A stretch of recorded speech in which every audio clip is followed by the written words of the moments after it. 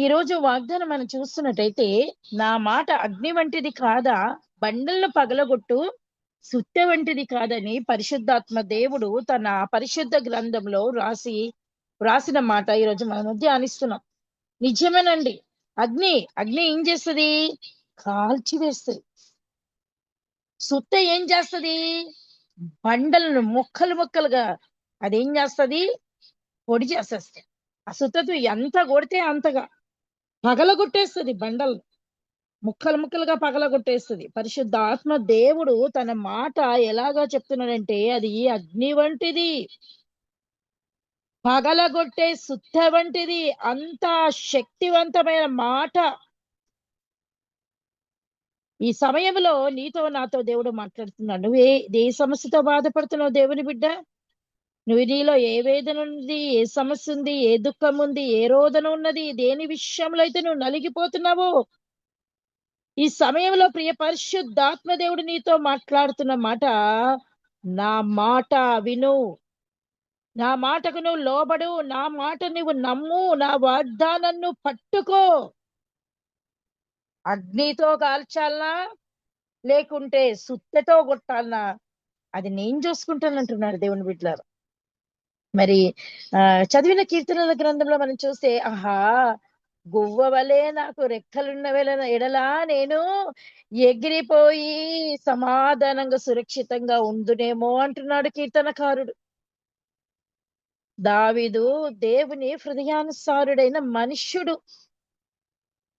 దేవుణ్ణి ఎక్కువగా ప్రేమించిన వ్యక్తి దావీదు. అందుకని దేవుడు చెప్తున్నాడు దావీదు విషయంలో, ఇతడు నా హృదయానుసారుడైన మనుష్యుడని ప్రభువే చెప్పాడు. దేవుని సేవించడంలో, దేవుని స్తుతించడంలో, దేవుని గణపరచడంలో, దేవుని ఆరాధించడంలో దావీదు ప్రధాన స్థానం వహించిన వాడు. దేవుడు తనని గొర్రెలు కాచే స్థితిలో ఉన్న దేవుడికి ప్రధాన స్థానం ఇచ్చాడు. చివరికి ఆ స్థానంలో నుండి రాజుగా చేసిన దావీదు దేవుడికే ప్రధాన స్థానం ఇస్తున్నాడు. ఎక్కడా తన భక్తిలో మరి లోపము కనబడలేదండి. ఎక్కడా తన దేవుడి విషయంలో వెనకంజ వేయలేదు. ప్రాణనిత్యము దేవుని స్తుతిస్తూ 7 సార్లు దేవుని స్తుతిస్తూ ప్రార్థిస్తున్న దావీదే ఎంతటి శ్రమల పాలయ్యాడో మనకు తెలియంది కాదు. సొంత వారే, సొంత కొడుకులే, సొంత మామనే దావీదును చూశారండి. అతడి తల మీద గుడ్డ వేసుకొని కాళ్ళకు చెప్పులు లేకుండా పరుగెత్తాడండి దావీదు.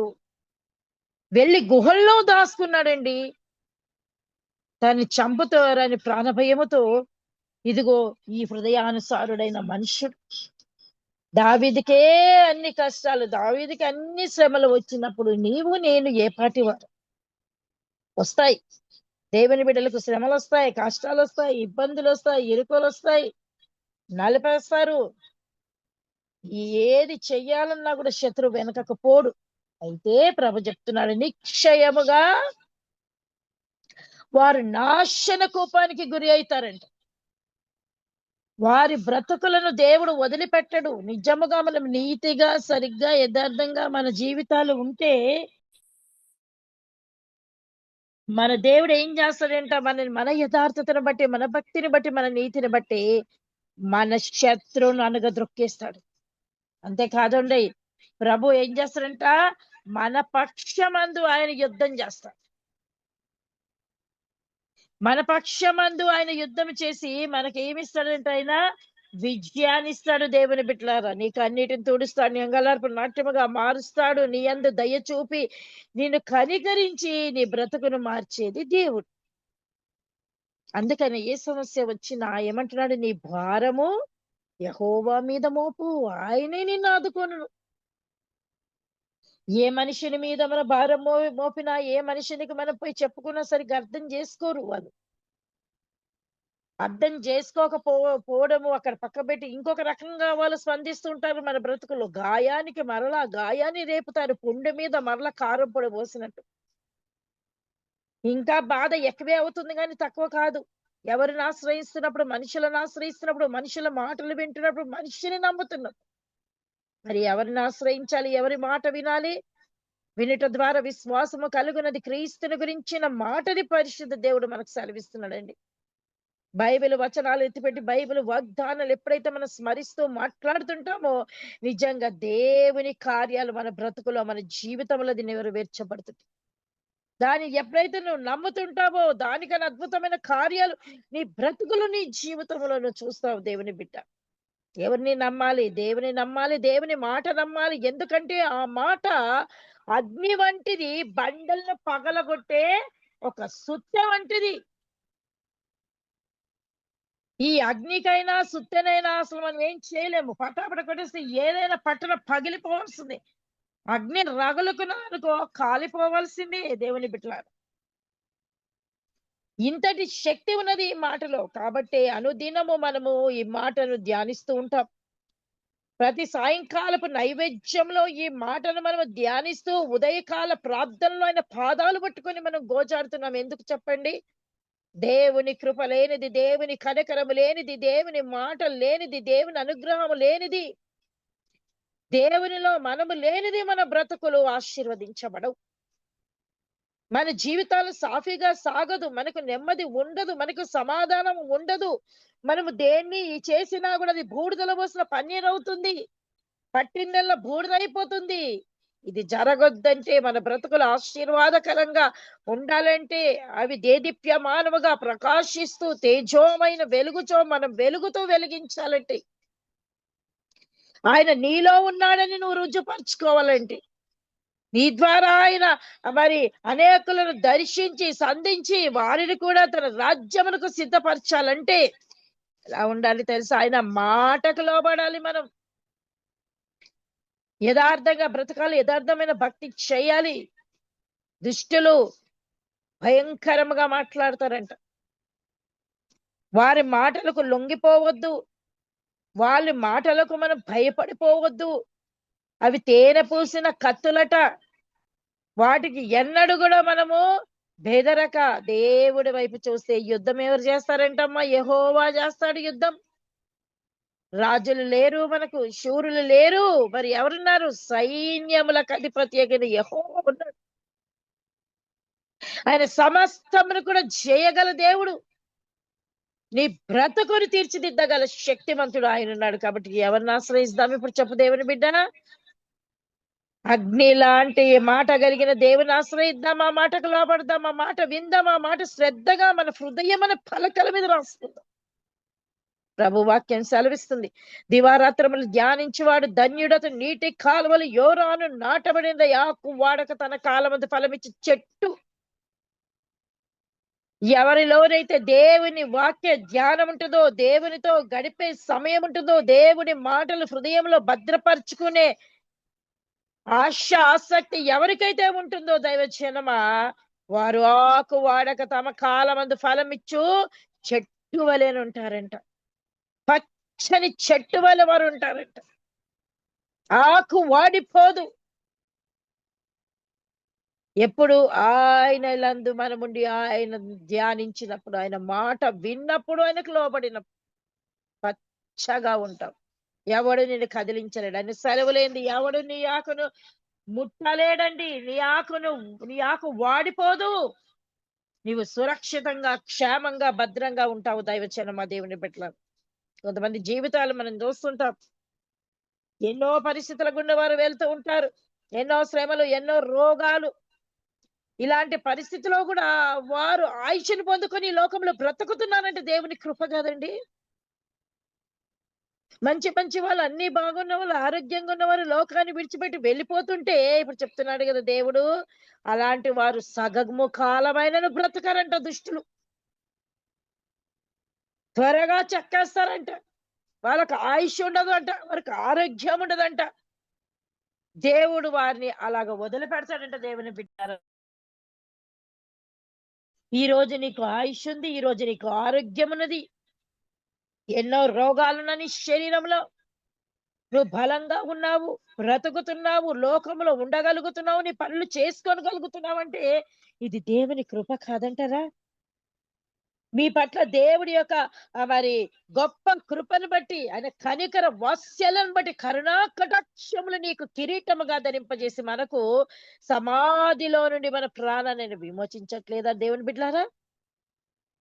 నీవు సమాధికి వెళ్ళకుండా నీ ప్రాణాన్ని కాపాడట్లేదా దేవుడు? ఏ మంచి ఉన్నది మనలో? ఎంత భక్తి పరులము మనలో? అంతలో కనబడి అంతలో మాయమైపోయి ఆవిరి వంటి జీవితాలు, ఏ మంచి లేని బ్రతుకులు మనకి.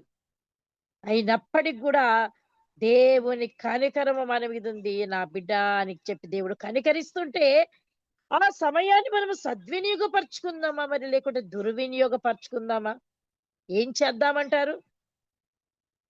దేవుడిచ్చే సమయాన్ని మనము, అయ్యో దేవుడు సమయం ఇస్తున్నాడు, దేవుడు కనికరిస్తున్నాడని చెప్పి ఇక జాగ్రత్తగా బ్రతకడము, దేవుడి మాటకు లోబడడము, అదుపులో ఉండడము, దేవుడికి సమయం ఇవ్వడము, దేవుడికి లోబడడం చేద్దామా? లేకుంటే విర్రవీగి ఆ ఏమి కాదులే అనుకొని ఆ ధనవంతుడు ఆ రాత్రి పోయినట్టు వెళ్ళిపోదామా? ఏం చేద్దామంటారు? అంత భయంకరమైన కురుపులతో బాధపడుతూ కూడా రొట్టె ముక్క తినే యోగం లేకుండా, ఎవరు ఇచ్చే దిక్కు లేకుండా కూడా లాజరు దేవుని యందు విశ్వాసము కలిగి భయభక్తులు కలిగి ఉన్నాడు కాబట్టి చనిపోయి అబ్రహాము రొమ్ములో ఆనుకొని ఉన్నాడు లాజరు.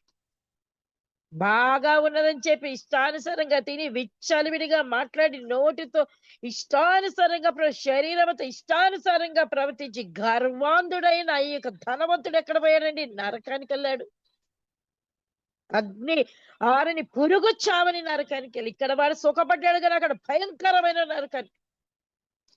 రేపటి దినము మనము దేవుడి మాటను నిరాకరించి మన ఇష్టానుసారంగా బ్రతుకుతే ఎవరు మనల్ని ఆపలేరు. కట్టుకున్న భార్య నీపై కుప్పలా కూలినా, కన్న బిడ్డల కన్నీరే ఏరులై పారినా. కట్టుకున్న భార్య నీపై కుప్పలా కూలినా, కన్న బిడ్డల కన్నీరే ఏరులై పారినా. బంధువులంతా బ్రతిమిలాడిన, ఆత్మీయులే అడ్డగించిన, ఏ నాటికైనా ఈ కాయము మాయమగుటే కాయము. ఈ నాటికైనా యేసయ్యను చేరుకొనిటే న్యాయము. పరదేశీ ఓ పరదేశీ, పరదేశీ ఓ పరదేశీ. ఫ్యాక్టరీలు ఉన్నా, మోటారు కారులెన్ని ఉన్నా, పొలాలెన్ని ఉన్నా, ఇళ్ళ స్థలాలెన్ని ఉన్నా, అందగాడివైనా ఆటగాడివైనా, అందరి మాటగాడివైనా, ఏ నాటికైనా ఈ కాయము మాయమగుటే కాయము.